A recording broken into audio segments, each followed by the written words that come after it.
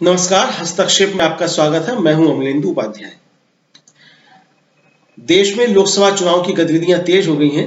लोकसभा चुनाव के तैयारियों के तहत क्या सत्ता पक्ष की तैयारियां हैं और क्या विपक्ष की तैयारियां हैं, इस लोकसभा चुनाव में क्या मुद्दे बनने जा रहे हैं, इसका विश्लेषण करने के लिए डीवी लाइव पर एक परिचर्चा का आयोजन किया गया। इस परिचर्चा में मैंने भी हिस्सा लिया। इस परिचर्चा का संचालन कर रहे हैं डीवी लाइव के प्रधान संपादक राजीव रंजन श्रीवास्तव।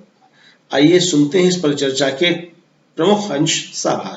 आए और तमाम नेता अपना शक्ति प्रदर्शन, जैसे अभी कुछ दिनों पहले पटना में हमने देखा, लेकिन वहां इंडिया गठबंधन के कुछ ही नेता थे, जिसमें से तीन प्रमुख रूप से आप कह सकते हैं, अखिलेश यादव और मल्लिकार्जुन खड़गे और राहुल गांधी।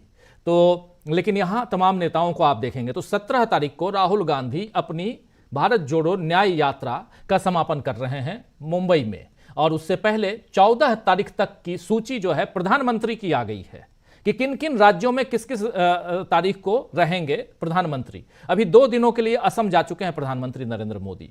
असम है और पूरा घूम रहे हैं। सरकारी खर्चा है, आप जानते हैं प्रधानमंत्री हैं, जैसे ही चुनाव की घोषणा हो जाएगी फिर सब कुछ वहां खर्चे का हिसाब किताब देना होगा, तो उससे पहले सरकारी खर्चे पे जितना प्रचार कर सको कर लो। सब करते हैं, प्रधानमंत्री नरेंद्र मोदी भी कर रहे हैं, और वो 14 तारीख तक अभी करेंगे। तो क्या 15 तारीख को चुनाव की घोषणा होगी, ये भी देखना होगा।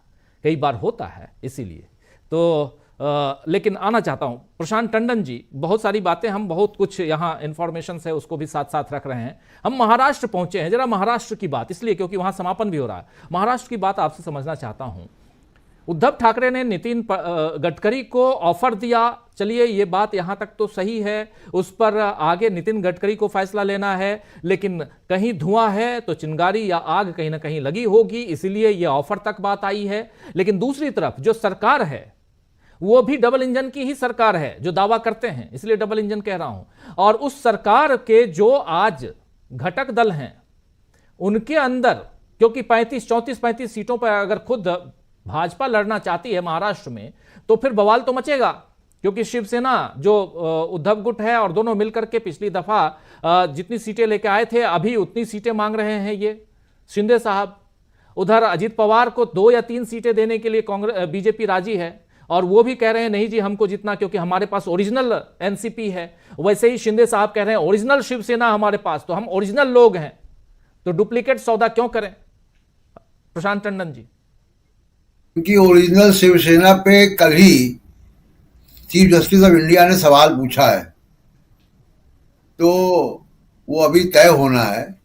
और दूसरी बात राजीव जी, अब तो जनता तय करेगी कि ओरिजिनल कौन है। अब समय हफ्ते भर सप्ताह भर के अंदर अंदर चुनाव की घोषणा हो जाएगी। देखिए, गडकरी जी का मैं अपने मित्रों से सहमत हूं कि गडकरी जी बीजेपी छोड़ के नहीं जाएंगे, और क्यों नहीं जाएंगे मैं बताता हूं।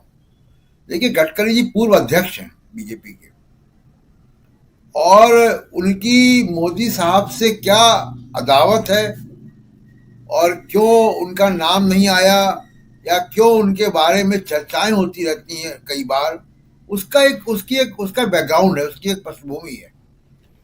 नितिन गडकरी बीजेपी के अध्यक्ष थे राजीव जी 2013 में, और प्रधानमंत्री जो अब उस वक्त नरेंद्र मोदी गुजरात के मुख्यमंत्री थे, वो प्रधानमंत्री कैंडिडेट होना चाहते थे।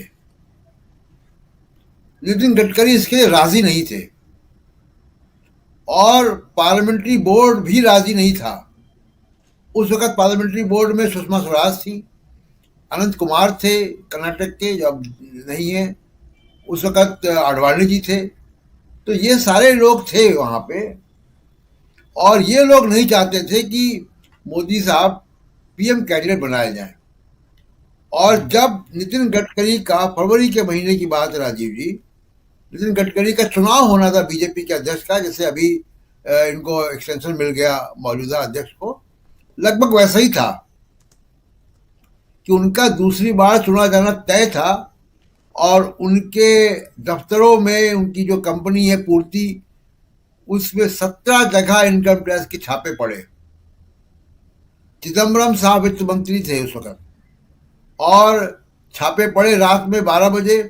सुबह वो अध्यक्ष नहीं रहे, राजनाथ सिंह अध्यक्ष बना दिए गए, और राजनाथ सिंह के अध्यक्ष बनते ही जो है वो पार्लियामेंट्री बोर्ड बदला गया, और नरेंद्र मोदी पीएम कैंडिडेट बन गए। तो ये पृष्ठभूमि है नितिन गडकरी और नरेंद्र मोदी के बीच में। मसला क्या है, ये घर्षण है क्या, किस बात का। दूसरी बात की, जैसे बाकी मित्रों ने कहा कि वो आरएसएस के करीबी हैं, नागपुर के हैं जी। बीजेपी के अंदर बहुत कुछ चल रहा है राजीव जी। एक बड़ी लॉबी है, बहुत बड़ी लॉबी है, जो एबीवीपी से आए हुए नेता हैं, यानी जो आरएसएस के करीबी। एबीवीपी बीजेपी का विंग नहीं है, वो आरएसएस का विंग है। वहां से आए हुए नेताओं का एक बड़ा अंदर प्रेशर ग्रुप है, जिसमें गडकरी जी भी हैं। और ये सारे लोग बीजेपी को और आरएसएस भी, बीजेपी में जिस तरह से कब्जा हुआ है गुजराती लॉबी का, उसको लेकर बीजेपी के अंदर बहुत सी बातें होती हैं। तो चुनाव के बाद वापस बीजेपी को रिक्लेम करने की जब बात आएगी, उसमें नितिन गडकरी का बहुत अहम रोल होगा। देखिए, राजनाथ सिंह सामने आके लड़ नहीं पाते हैं, कई बार देख चुके हम लोग जी। नितिन गडकरी का एक बहुत इंपॉर्टेंट रोल होगा, इसलिए नितिन गडकरी बीजेपी में भी रहेंगे। दूसरी बात कि अगर बीजेपी को संख्या कम आती है और गठबंधन बनाना पड़ता है सत्ता में रहने के लिए, मान लिया ऐसी स्थिति बनती है और वो चाहते हैं, तो नरेंद्र मोदी के साथ और अमित शाह के साथ कोई भी घटक दल नहीं आएगा। ये जो घटक दल अभी आ रहे हैं, ये तो सीबीआई और ईडी की वजह से आ रहे हैं। जब ईडी सीबीआई नहीं रहेगा तो ये घटक दल नहीं आएंगे। तब नितिन गडकरी जैसे लोग ही काम आएंगे, जिनके की संबंध बाकी तमाम पार्टियों में और कॉर्पोरेट जगत में भी अच्छे हैं, व्यक्तिगत संबंध हैं। तो नितिन गडकरी का रोल बड़ा इंपॉर्टेंट होगा चुनाव के बाद भी। दूसरी बात देखिए, मायावती की बात हो रही थी कि मायावती छोटी मोटी नेता नहीं है। बहुत बातें उनके बारे में सोशल मीडिया में और मीडिया में होती हैं, लेकिन नरेंद्र मोदी की सीबीआई और ईडी में अभी इतनी ताकत नहीं है कि वो मायावती जैसे नेता को गिरफ्तार कर लें। तूफान मच जाएगा इस देश में। तो और ये इतनी राजनीतिक जो इच्छा शक्ति वो अभी मोदी साहब के अंदर नहीं आई है। मायावती उन नेताओं में से हैं जो 4-5 बड़ी महिला नेता अभी हाल के वर्षों में जो पैदा हुई हैं, सोनिया गांधी, जयललिता, ममता बनर्जी, और जी 4 बार की मुख्यमंत्री हैं। और जितना अम्बेडकराइट मूवमेंट है, दक्षिण भारत से लेकर उत्तर तक, भारत से लेकर अमेरिका तक, उसकी अगर एकमात्र कोई पॉलिटिकल पार्टी है तो बीएसपी है। ये बड़े अफसोस की बात होगी हमारे देश के लिए कि अगर वो वॉकओवर देने की स्थिति में हो जाए। बीजेपी ने एक काम किया मोदी साहब ने कि मायावती की सप्लाई लाइन काट दी है, बिल्कुल उनके तमाम रिसोर्सेज को काट दिया है, उनको घर में कैद कर दिया है। मुझे लगता है कि बाकी पार्टियों को और कांग्रेस पार्टी को, बहुजन समाज पार्टी को रेस्क्यू करना चाहिए कि इतनी बड़ी पार्टी जो 4 बार मुख्यमंत्री रह चुके हैं, जो अम्बेडकर राइट मूवमेंट की पॉलिटिकल पार्टी है, वो विलुप्त ना हो जाए, वो वॉकओवर ना दे और वो जीवित रहे। इसकी कोशिश सभी पार्टियों को करनी चाहिए। राजीव जी, आशा है ये वीडियो आपको पसंद आया होगा।